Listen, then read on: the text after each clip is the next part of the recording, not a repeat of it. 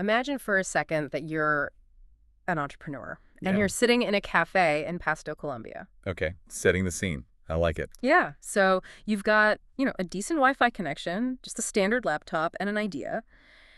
And right now, today, using software that costs less than your monthly coffee budget, you are going head to head with a massive multinational corporation. Right. The ones based out of some glass tower in Silicon Valley. Exactly. And on the surface, I mean, it sounds like the ultimate tech utopia, right? It really does, yeah. And this is a but what if that exact same software, the stuff that's empowering that small business, is simultaneously engineering like the most violent wealth gap in modern history? Yeah, and that's really the core paradox of artificial intelligence right now. Right. We're looking at a tool that acts as an incredible equalizer on a micro level, but then on a macro level, it honestly threatens to tear the global economic fabric apart. So that's exactly what we're doing today. Welcome to the deep dive. We are cutting right through all the marketing hype. Definitely need it. Yeah, we're unpacking the actual economic mechanics of the future of work. So for those of you listening, if you want to know how this actually works, this deep dive is for you. And we brought the receipts. We did. We've got a great stack of sources today. We're looking at synthesized data from the OECD, the IMF, and some incredible academic research, including work by the economist Daron Acemoglu. Really heavy hitters in this space. Oh, absolutely. Because our mission today is to answer the ultimate dilemma. Is AI actually democratizing productivity for everyone, or is it just an engine that's going to, violently widen the gap between the haves and the have-nots? And I want to promise you, the listener, right now this is not going to be some dry academic lecture. No, no way. We are going to explore the actual economic mechanisms at play here, things like augmentation versus substitution. And we'll deliver some actionable insights, too, because this technology isn't magic, Right, it's not a spell. Exactly. It's a tool. And its impact is entirely driven by human incentives. Okay, so let's start on the sunny side of things. Let's look at the immediate positive reality for that Colombian entrepreneur we mentioned. Because honestly, the financial barrier to entry has just essentially vanished. It's plummeted. It really has. Yeah, like if you look at the data from the sources back in 2019, if a small or medium enterprise wanted to implement serious machine learning or automation tools, they were looking at roughly $50 a month per user. Right. And that doesn't even count the massive overhead just to figure out how to use the complicated software. Exactly. Yeah. But fast forward to 2025, and that cost is sitting at just $20 to $30. And these tools are ridiculously intuitive now. Well, the financial math changes completely when the interface just becomes natural language. Oh, for sure. You just type what you want. Yeah. Yeah. And when you look at the returns on that $20 or $30 investment, you aren't just seeing a 2% bump in efficiency. Not at all. The numbers are crazy. They are. For everyday tasks, things like writing, customer support, basic coding, or translation, the time reductions are anywhere from 15 to 50%. 50% less time. That's wild. It is. And the quality of the work is actually going up at the same time. Okay, but see, here's where I'm kind of struggling to square this. Okay, what's the hang up? Well, normally, if you introduce a powerful new tools into an office, the top performers, like the veterans who already know what they're doing, they just use it to lap the competition. Right. The rich get richer, so to speak. Yeah. They're already the fastest, so you give them a jetpack and they just disappear over the horizon. Why isn't that happening here? Okay, so this brings in an economic concept called skill compression. Skill compression. Okay, break that down for us. So AI doesn't boost everyone's productivity equally. That's the secret. It actually provides disproportionately larger gains to the less experienced or, lower performing workers. Wait, really? The rookies get the biggest boost? Exactly. It effectively shrinks the performance gap inside specific roles. Think about consulting, law, or programming. The junior staff catch up to the senior staff much, much faster. Okay, let's unpack this with an analogy from the sources because this helped me a lot. For it. It's like giving an entire soccer team a brand new, super high-tech pair of cleats. Okay, I like this. Right. So the pros, the veterans who already know how to bend the ball and play perfectly, they will definitely use those cleats well. They get a slight edge. Sure, they're not going to play worse. Exactly. But it's the rookies. The ones who were tripping over their own feet before, who are suddenly running faster than ever before, the cleats fix their foundational mistakes. That is exactly it. The AI acts as a sort of cognitive bumper. It prevents rookie mistakes. A first-year lawyer can prompt an AI and get the kind of formatting or case law context that usually takes, 5 years of trial and error to learn. Wow. So the floor of performance is raised dramatically. Yes, the floor comes way up even if the ceiling stays roughly the same. So for you listening, just think about your own workplace for a second. Who are the rookies in your office, the people who might constantly need hand-holding? We all know a few. Right. With these tools, they could suddenly be outputting senior-level work. For a small business, that is revolutionary. Which is why it feels so utopian right now for those smaller teams. Yeah, I mean, you don't need a massive corporate budget to hire a senior copywriter anymore. A junior staffer with a $30 subscription is suddenly a one-person department. But, and here's where we have to pivot. If the rookies are getting the biggest boost, that makes AI look like the ultimate equalizer, right? Yeah, that's exactly what I'm saying. Isn't that democratization by definition? It is, until you look at the macro reality. Because what happens inside a specific job role, like that junior coder catching up, is absolutely not what's happening across the global economy. Okay, so this is the dark side. Yeah. The sources have some pretty stark counter-evidence here. Despite that beautiful skill compression happening within certain jobs, micro-studies reveal something troubling. What's The overall exposure to these massive productivity gains is highly, highly concentrated. And it's concentrated among workers who are already earning higher salaries, How high are we talking? around $90,000 a year and above. Whoa. Wait, okay, hold on. Here's where it gets really interesting. Yeah. You're telling me that while AI helps the junior coder catch up to the senior coder, it does absolutely nothing to help the warehouse worker catch up to the coder's salary. Exactly. In fact, it might make that gap worse. Yes, it definitely might. If we connect this to the bigger picture, economists call this skill-biased technological change. Skill-biased technological change.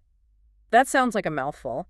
What does it actually mean in practice? Basically, it means the new technology inherently favors workers who already have a high baseline of education or specialized skill. AI currently benefits highly qualified knowledge workers. Right, people who sit at computers all day. Exactly. The knowledge-intensive service sectors get this massive boost. But if you're in manual labor or low-skill services, AI isn't really augmenting your daily physical tasks. Because it's a cognitive tool, not a physical one. Right. So capital, meaning the owners, the big tech firms, the highly paid knowledge workers, is gaining much, much more than general labor. And that dynamic, I'd imagine, allows large firms to just maintain their dominance over small firms. Oh, absolutely. Because of unequal adoption rates. A small firm uses AI to write better emails. A mega corporation uses AI to optimize their entire global supply chain and automate half their HR department. Man, that is bleak. It's the reality of the incentives right now. Okay, but if this wage polarization is happening within a single country, like between a coder in Seattle and a warehouse worker in Ohio, we really have to look at how this scales globally, right? We do. We have to move the discussion from individual salaries to international GDP. Because the numbers from the sources are just staggering here. Let's hear the IMF data. Yeah, so the IMF ran projections on a high adoption scenario for AI, and they estimate that global GDP could see up to a 4% gain over 10 years. Which is massive. It is. It's a huge injection of wealth. But, and this is the kicker, advanced economies, like the U.S., are projected to see double the gains of low-income countries. Double the gains. That's a huge disparity. Why is that? Why such a massive gap? Well, it's because advanced economies have about a 60% exposure to AI. Meaning 60% of their jobs can actually be affected or improved by it. Exactly. They have the digital infrastructure in place. Yeah. You compare that to developing nations, and the rate is drastically lower. You can't optimize a farm with AI if the tractor isn't hooked up to the digital grid. Right. Now, I want to bring in the OECD data and Daron Acemoglu's research here because it paints a slightly different, maybe even more concerning picture about that huge GDP number. Yeah, Acemoglu's findings are really an important reality check. He suggests that the actual macro productivity gains might be quite modest. Like we're talking 0.3 to 1.5 percentage points annually. Right, which is much lower than the hype suggests. But the real warning here isn't just that the gains are modest. It's that they are incredibly concentrated. And according to the research, that extreme inequality poses a legitimate threat to democratic institutions. Yes, this is a crucial point. We really need to talk about why that happens. Yeah, please break that down. How does a tech tool threaten a democracy? It comes down to redistributive power. When all the new wealth is concentrated in a few tech hubs or massive corporations, the tax base in other areas dries up. Ah, I Local so businesses close because they can't compete with automated giants. Wages for manual labor stagnate. And when that happens, the government loses the tax revenue needed to fund schools, roads, hospitals in those left-behind areas. wow. And that feeling of being left behind, it erodes trust in political institutions. It drives rising populism because people realize the new economy isn't built for them. So what does this all mean for that Colombian entrepreneur we talked about at the very start? It means they face a steep uphill battle. Right. Because yes, they can use AI to optimize their inventory or, I don't know, personalize offers for customers. AI could absolutely revolutionize tourism or agriculture in Latin America. In theory, yes. But, and this is a massive but, if they don't have reliable internet or a stable energy grid, none of that matters. Nope. The tech alone doesn't fix the infrastructure. It's like having a Ferrari but no paved roads to drive it on. Exactly. AI is a cognitive layer sitting on top of physical reality. It relies completely on the infrastructure and skills we've already built. But, the fact that it relies so heavily on human infrastructure means it's not inherently a hero or a villain. Right. That's the silver lining here. It is entirely dependent on human design and regulation. Which means we can hack the future. We don't just have to sit back and watch the inequality happen. No, we don't. And the sources point out that we actually aren't seeing a massive productivity paradox yet. A productivity paradox. What's that exactly? It's when companies spend billions on new tech, but it fails to yield any actual productivity gains, like early computers in the 80s that just made everyone spend more time formatting documents instead of working. Oh, yeah, like spending 2 hours tweaking a spreadsheet that nobody reads. Exactly. But with AI, the early impacts in specific tasks are highly promising. It's working. But maximizing this across the whole economy requires very specific mediating factors. Okay, so let's look at the roadmap from the sources. How do we fix this? The first pillar is massive reskilling in education. We have to ensure everyone benefits, not just the people who already have advanced degrees. Continuous learning has to become a normal part of life. Okay, reskilling. What else? Inclusive policies. The research brings up the idea of potential taxes on automation. Wait, taxing companies for using AI? Yes. The idea is to change the financial incentives. Right now, a company saves money by firing a human and using an algorithm. That's substitution. Right. We want to incentivize human-AI complementarity instead. Okay, complementarity.